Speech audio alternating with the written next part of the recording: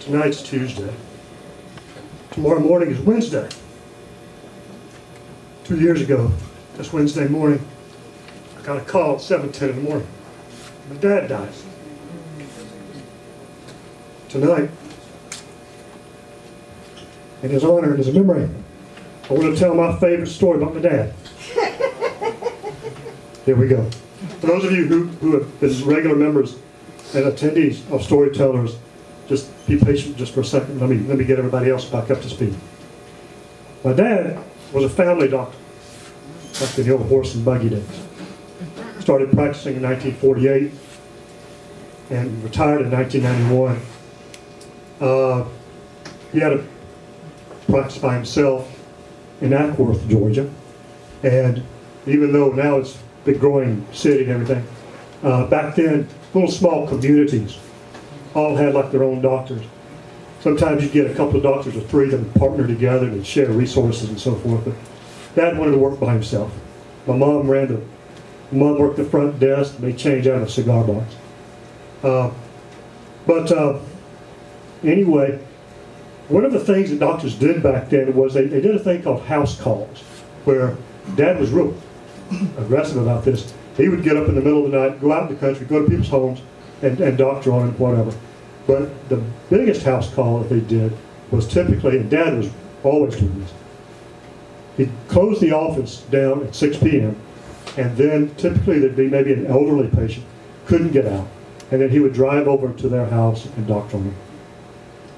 Well, along about the mid-60s, 66, 67, Dad said, yeah, I can't keep this up anymore. I'm going to only, in the case of a really extreme emergency, will I do this. And so they had opened up an emergency room down at Kennesaw Hospital. And so Dad said, you know, I'm going to come home at 6 o'clock. And so I was about 12, 13 years old at the time. And so this story goes like this. When Dad slowed down, he fell into a routine. The routine was this. Drive his car in the carport, come up the steps, come through the kitchen door, he'd be holding some mail in his hand. Take a couple steps, turn left into the dining room, put the mail down on the dining room table. Take another couple steps to the left, behind the dining room door, he kept a bottle of scotch, styrofoam cup, and a jigger. Pick them all up, and walk back in the kitchen, put them down on the kitchen counter. It wasn't just any kitchen counter. My mama loved to cook. She was a big time cook. She loved to cook. And she wanted her something nice to roll her dough out on. Okay? So I was with her the day we rode up to Tate, Georgia, where they have the marble corn, and got this real nice square piece of marble. So when Daddy would set that bottle of scotch down, I was still hitting my head, clink, down on top of that marble. Left hand, styrofoam cup. Open that refrigerator. Back then you had, you know, manual ice trays. I don't know if y'all know what I'm talking about. Used to, you have to open it. Anyway, you reach up in the top, you put that ice in that styrofoam. Right hand, bottle of scotch. Left hand, jigger. Pour in there. You look at me and say, ounce and a quarter. Yes, sir. Right hand, open up the refrigerator, reach in, get out a bottle of Canada Dry Club soda. Top it off. Then, this is my favorite part. Daddy reach in his pocket, take out a wooden tongue depressor. And y'all been to doctor's offices, you go in the examination room, you look over there on the side, they got this real sterilized glass jar with a bunch of tongue fillers. And I always want to say, Doc, don't you know no better? Those belong in your pocket. They don't belong in no damn glass jar.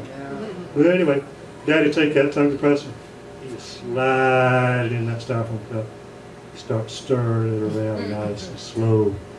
The little boy looking up at him, this look would come over his face. Calm or something. I used to wonder, oh man, what in the hell are you thinking about? And anyway, so he finished. He laid that tongue depressor down on that marble slab. He turned around, he walked through the kitchen, through the little den, down a few steps into the big den, sit down in his easy chair, and he watched the CBS Evening News with Walter Cronkite, starring the Vietnam War. So one night, I'm walking through the house, I head into the kitchen, and I hear Daddy's car coming through the garage. I stop, car door slams, up the steps, screen door opens. There's Daddy with his mail. I look at him. There's something about his face, something about his eyes. This ain't going to be no business as usual. Daddy takes a couple of steps, turns left, goes into the dining room, puts the mail down on the dining room table. Bends over, picks up a bottle of scotch, styrofoam cup, jigger. Walks back in the kitchen, puts them down, clink, water. Left hand cup, right hand ice. Right hand scotch, left hand jigger, ounce and a quarter. Open the refrigerator, reach in, club soda. Top it off. Then, Daddy reach in his pocket. Got a tongue depressor. Slides it in that cup, stirs it around. Sets his cup down. Pulled that arm back, high as he could. He takes that. BAM! He slams it down that marble counter. Turns around. He walks over. Looks at me. Squares up. Eyeball to eyeball. He looks at me and he says, "Son," and Daddy wanted to, he could make son have about 4 syllables. Says, "Do you know the difference between a good doctor and a bad doctor?" When I was standing there next to the washing machine, I was thinking to myself, no, but I got a good idea I'm fixing to find out. Daddy says, "Son, any doctor can handle 90% of their patient caseload. Now, when a good doctor gets that real, complicated, difficult case, you will take the bull by the horns and he will solve the problem. The bad doctor refers his complicated cases to the good doctor."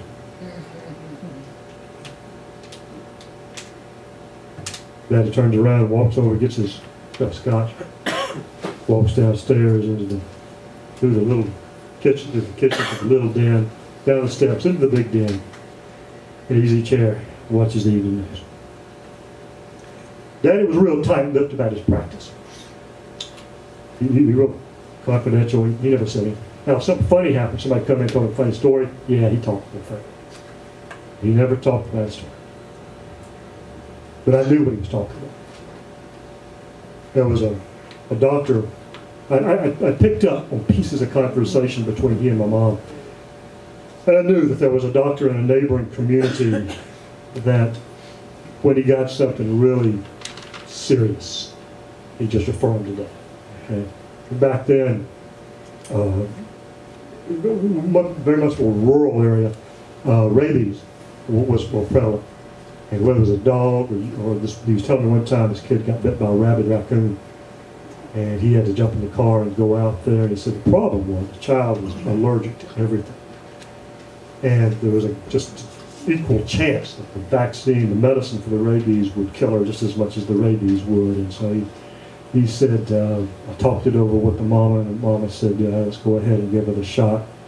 And he said, okay, you go in that other room and you start praying. Anyway, she lived.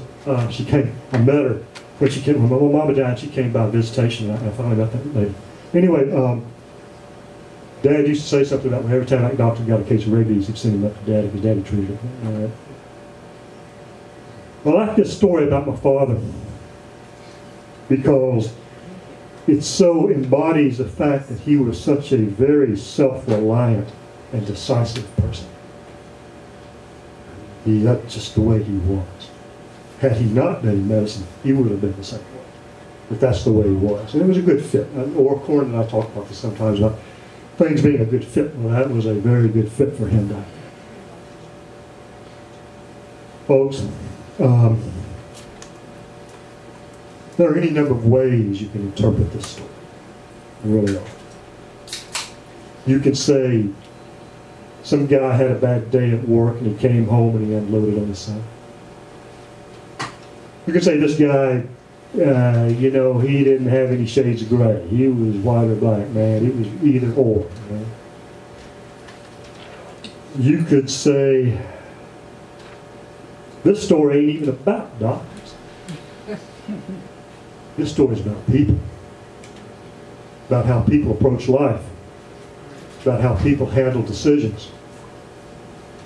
About how people are relying on themselves, or relying on other people, or relying on technology.